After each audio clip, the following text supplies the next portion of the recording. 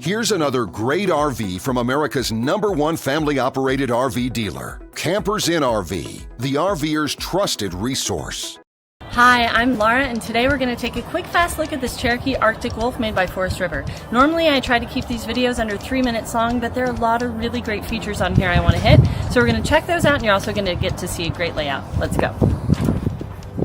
This walkthrough video is designed to quickly show you the basic layout and features of this RV.